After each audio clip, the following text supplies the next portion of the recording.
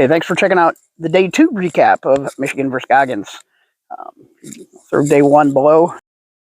Hey guys, this is John and Edit. Kind of doing this voiceover, so what I'd recorded originally wasn't incorrect. It wasn't quite as accurate as I wanted it to be. So there was discussion regarding MCL 257632 and adding 603.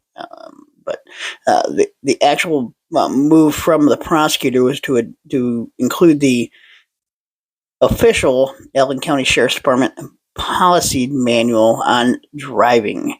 And there was discussion between the attorneys and the judge about, well, there's already been testimony, blah, blah, blah, blah, blah. And the FTO manual has already been admitted into evidence for the jury to see. So I can see where the prosecutor's going with that. For as of now, Bill hasn't agreed to allow that, but he left it open for a possibility. Something had happened, I guess, yesterday after the fact, and it got around to the judge about somebody possibly talking to one of the jurors as they were leaving. Turns out it was a civil attorney representing Allegan County in the crash, the civil suit, and supposedly somebody overheard him saying, "Oh, that was a rough day," or something along that lines, to a juror. But he was saying he was talking to somebody in a walking boot because he knows how tough it is, because last year or something he had been in one for a couple months. So kind of got worked out. And everybody said, old Bill said, leave the jurors alone, kind of thing. So the first witness for the prosecution today was the pathologist who did Ophelia's autopsy.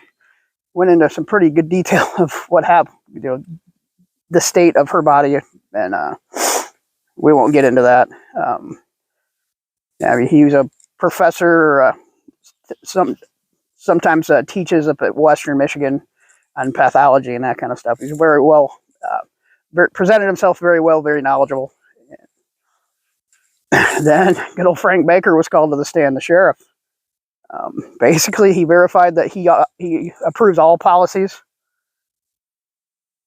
And one thing I noted was the prosecutor kept referring to the pursuit policy. So I think that might come up in closing. It was a long day. He started a little after 8 and got done a little before 5 with about an hour lunch. Then they called MSP Detective Sergeant Kyle Gorman. He's the one that did the actual investigation, not the crash investigation specifically, but the investigation of it. Really nothing that wasn't really covered in the news and stuff.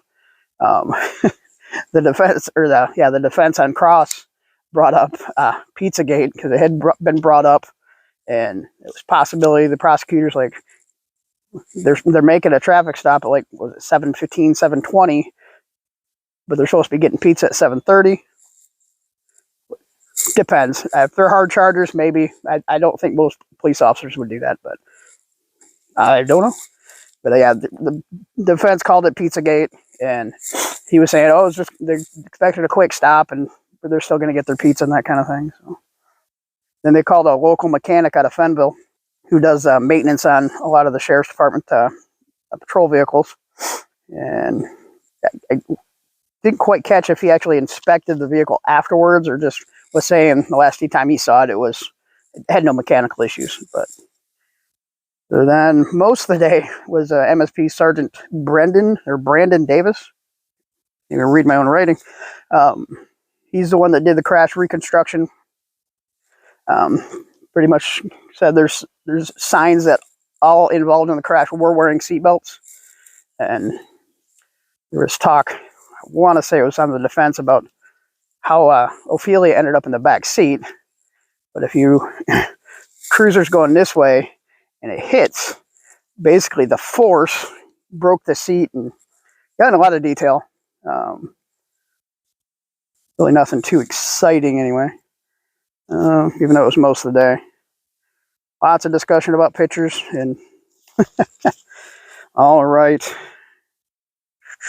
And that was the last, according to my notes, that was the last witness for the prosecution. Could be wrong. I was listening to it throughout my day. I didn't sit there and watch and take notes as we went. So, and this is just my opinion. First person the defense called was a witness to a crash. Of course, you're watching, the deputies were westbound. The car was southbound, kind of messing me up because I'm east anyway. But this was the first vehicle coming at him. He said that he was close enough that he had to swerve around to avoid being in the crash. And the prosecutor on cross asked him what he estimated the cruiser's speed at. He's like, and I think he said when he was interviewed, he said it was going like 55. And he stood good with that, even when the prosecutor showed him the information from the data computer thing in the cruiser, somewhere between what was it, 90-ish, give or take. But if you think about it, especially if you're not paying too much attention, you got a car coming at you, and it's a lot harder to judge speed than if a car's kind of going at an angle or something. So the defense called Allegan Sheriff's Department Sergeant Bernard Osthoff. He was the FTO for Mr. Goggins in Phase 1. Basically, Goggins was scoring high, and really all that was from the defense. And good driver, just overall doing well in the field training. On cross, he asked if the deputies were trained to follow traffic law. I thought was a pretty good question. And then they went into the stopping procedure of like hell to catch up to the vehicle, and then stopping it before you turn your lights on. And then the prosecutor had him get the FTO manual out, and where does it say that? And Osthoff admitted it doesn't say you can do that without lights. And on redirect, the defense went to part of the manual saying where you pick your spot where you want to pull somebody over, because you don't want to be on a bad hill, you don't want to be on a bad curve. If that happens, you can have them move as well. So that last part was me. But the defense was basically saying that's where it says you don't have to use your lights to violate vehicle code to catch somebody. There was recross, banter back and forth, and essentially Osthoff, I can't remember how to say his name, said, everybody makes mistakes, everybody has accidents, even good officers. I remember prosecutor put it that way, or he did. So the next witness was Donald Porter. He's a defense hired crash reconstructionist. He's a retired cop, I believe, out of Lansing, if I remember right. And he's doing crash reconstruction for quite a while. Whoa, I need that. Basically, he agreed with MSP's crash report. And there's the silver van. I don't remember if I said it yesterday, but as the initial responding trooper, the first responder on scene, was coming eastbound out of Fenville, her dash cam caught a silver minivan, which was deputies were allegedly trying to catch up to a silver minivan. And that's just kind of been brought up here and there. The defense had their crash guy do some calculations. You guys know about crash reconstruction. I don't know if much of it's computerized now. It's a lot of just mathematical equations and physics and just that kind of stuff. But he said he did it, and it's mathematically possible, I think is how he put it, or reasonable. One of the way, it's mathematically possible that was the same silver van that they were allegedly catching up to, or trying to catch up to. I missed something in here.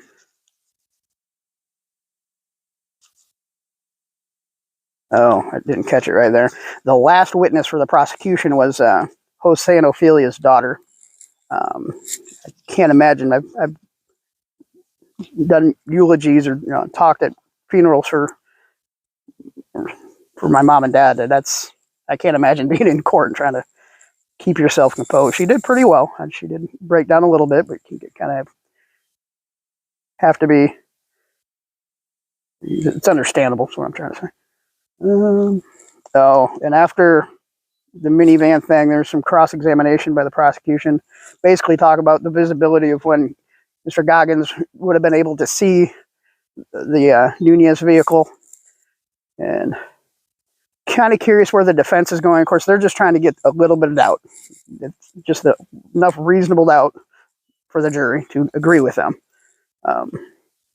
We'll see. It'll be very interesting tomorrow. So tomorrow they're starting. You probably won't see this till after it's going. They're starting a little bit after 8 o'clock in the morning. And I'll throw the court's YouTube channel link in the notes in the description. Yeah, that's my recap in a nutshell of a long day of court. Yeah, there's a lot of talk about crashes. And I guess there you go. I appreciate you checking this out. If you like what I'm doing, go ahead and hit that like button. If you really like what I'm doing, go ahead and hit that subscribe button. There's only 3 of y'all out there. I don't even know who you are. All right, guys. Peace. God bless. QRT.